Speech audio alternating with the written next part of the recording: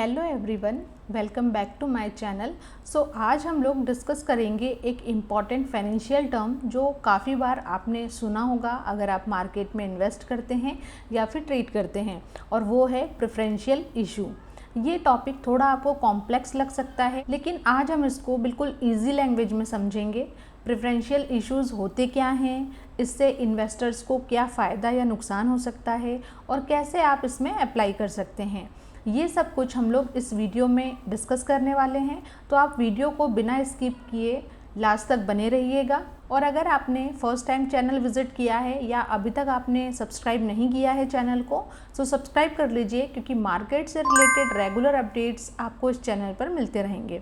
तो चलिए वीडियो को शुरू करते हैं। सबसे पहले देखते हैं कि प्रेफरेंशियल इश्यूज़ होते क्या हैं।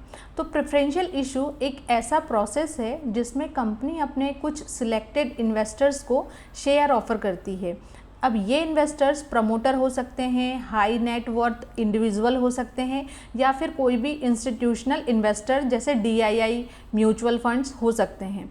प्रेफरेंशियल इशू का जो फ़ायदा है वो ये होता है कि कंपनी बिना किसी पब्लिक इशू के अपनी ज़रूरत के हिसाब से कैपिटल को रेज कर सकती है, और ये शेयर्स जनरली मार्केट में जो प्राइस चल रहा है एट प्रेजेंट शेयर का, उससे आपको थोड़े डिस्काउंटेड प्राइस पर दिए जाते हैं, जिससे इन्वेस्टर्स के लिए ये अट्रैक्टिव ऑफर रहे।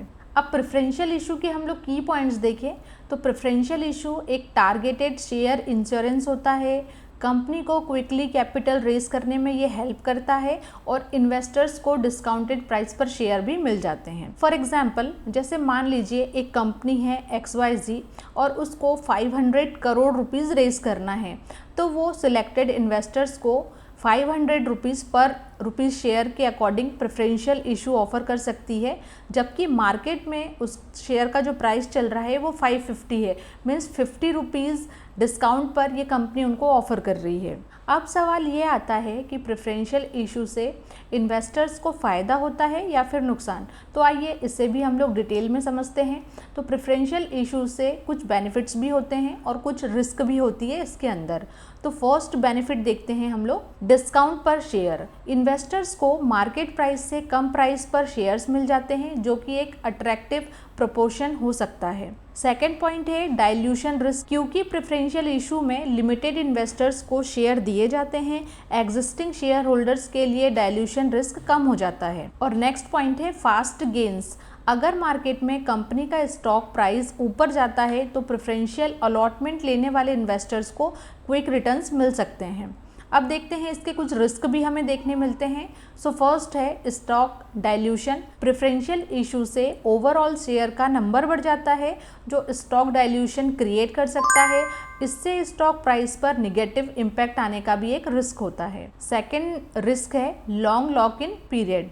काफ़ी बार इन्वेस्टर्स को प्रेफरेंशियल शेयर्स लेने के बाद एक लॉक इन पीरियड फेस करना पड़ता है, जिसमें वो शेयर्स को सेल नहीं कर सकते। ये कुछ रिस्क भी हैं जो प्रेफरेंशियल इश्यूज़ के साथ देखने को मिलते हैं।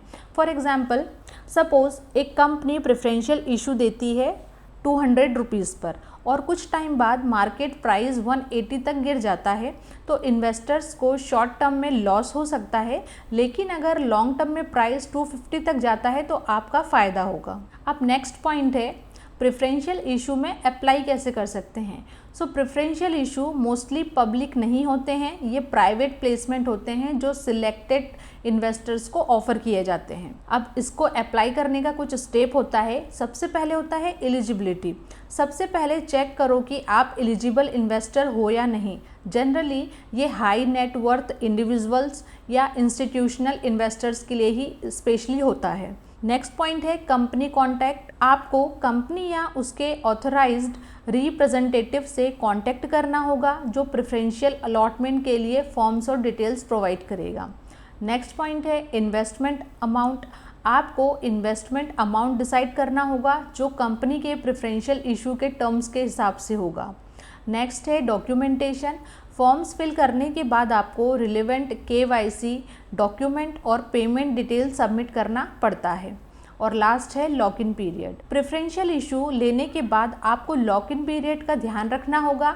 जनरली ये पीरियड 6 मंथ्स का होता है। फॉर एग्जाम्पल, जैसे मान लो आप इंस्टीट्यूशनल इन्वेस्टर हो और एक आईटी कंपनी ने 200 करोड़ रेज करने के लिए प्रेफरेंशियल इशू अनाउंस किया है। आपको कंपनी से डायरेक्ट कांटेक्ट करके अलॉटमेंट के लिए अप्लाई करना होगा। सो एवरीवन, ये था एक detailed explanation on preferential issue. So इस वीडियो में आपने समझा कि प्रेफरेंशियल इशू क्या होता है, इससे इन्वेस्टर्स को क्या फ़ायदा या इसमें क्या रिस्क हो सकते हैं और आप कैसे अप्लाई कर सकते हैं प्रेफरेंशियल इशू के लिए। अगर आपको ये वीडियो पसंद आया हो तो प्लीज़ आप लाइक करें, सब्सक्राइब करें हमारे चैनल को और कमेंट्स में अपने क्वेश्चंस लिखना ना भूलें। और हम लोग मिलेंगे नेक्स्ट वीडियो में, तब तक के लिए बाय बाय, हैप्पी इन्वेस्टिंग।